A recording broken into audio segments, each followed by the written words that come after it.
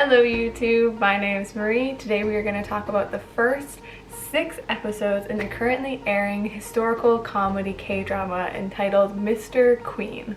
Beginning in modern-day Seoul, the head chef serving the president at the Blue House falls into a pool and hits his head and wakes up in the body of a soon-to-be Joseon queen. Right in the middle of a bunch of court intrigue, dangerous plots, and a king who's a lot more than he appears. My first pro that I'm going to talk about for this series is our leading character, our male lead, who is betrayed for the vast majority of the series by one of my all-time favorite Korean actresses. She is probably my favorite Korean actress, second to maybe IU, maybe.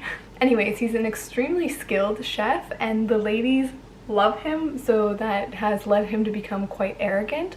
But after the time slip, we as the audience get to see that he's actually a genuinely nice person. Like, his relationship with 2 of his female servants are super wholesome and the source of a lot of funny moments within the show. The trio play off of each other so well in a way that both parodies historical K-dramas and still manages to fit in with some of the show's more serious elements. In general, Mr. Queen seems really self-aware. It is definitely poking fun at historical K-dramas, but in a good-natured way, in a way that is coming from a place of love for the genre, which just makes it really fun to watch. I think fans of like really heavy political historical K-dramas will find this to be kind of a breath of fresh air.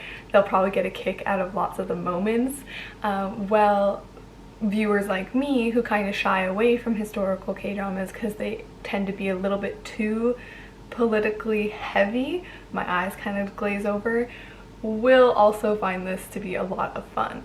Mr. Queen has really found that sweet spot that I think everybody will enjoy. Some of the other supporting characters include the king, who is definitely more than he appears, and his lover, both his mom and his grandma, and a lot of the other court officials. To be quite frank, none of them have really captured my heart the way that our male lead and his 2 servants have.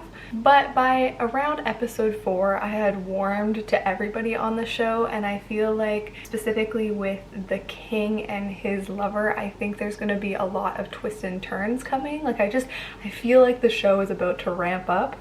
I also don't really trust his lover. Like, I have this sneaking suspicion that she is also more than she appears, and like things are gonna go down with her. While the political plot in general is by far nothing new or innovative, like it has to do with 2 powerful clans fighting over power over the throne, so it's like we've seen that before, but it definitely sets the stage in a very comfortable and easy way so you can really invest in your characters first. And like I said, I think that the plot is going to move forward really quickly within the next couple episodes. I just have a feeling. My only con for the show is really not that much of a con. It's more of a reflection on me and my personal tastes as a viewer than the show itself, and that is that there's a lacking of romance, which I'm not surprised about because this is a story about a woman being possessed by a man's spirit. So it would be very difficult for K-drama land to build a romance with our leads that isn't perceived as gay and inappropriate to general audiences in Korea. I'm not saying that gay relationships are inappropriate, I just, you know, with censorship and stuff and the K-drama land rules, I doubt we'll ever see that in this show. Yeah, romance is really lacking, and if you know me and my channel, I love me some romance. I definitely feel like I need a romance plot. I was gonna say a subplot, but that's not true. I need a romance main plot to keep me engaged. But considering how much I feel like the comedy is landing for me, it's not very often where I find a K-drama that is intending to be funny that I also think is funny.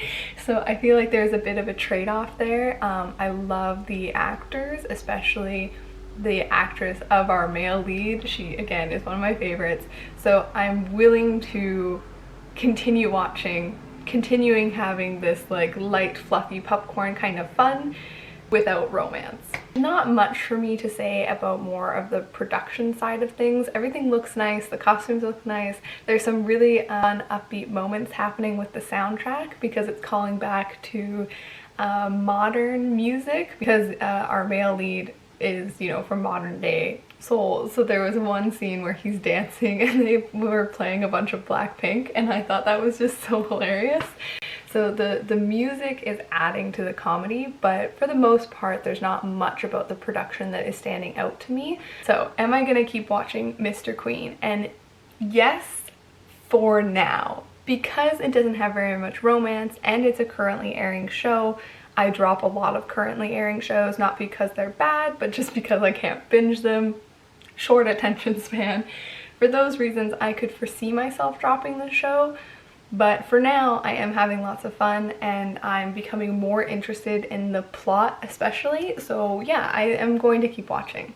As always, you guys, let me know what you think of this currently airing K-drama Mr. Queen down below, and consider subscribing if you want more K-drama related reviews and first impressions. I do a few lists, which I always have a fun time doing, and at least within the next 2 weeks before term 2 starts, I plan to pre-record a lot of content. So for at least a good month and a half maybe, I will be very consistent. Hopefully you guys will get a video a week. I'm not making any promises, but I want to try. That's everything for me. I hope you guys have a good day and a good night. Bye!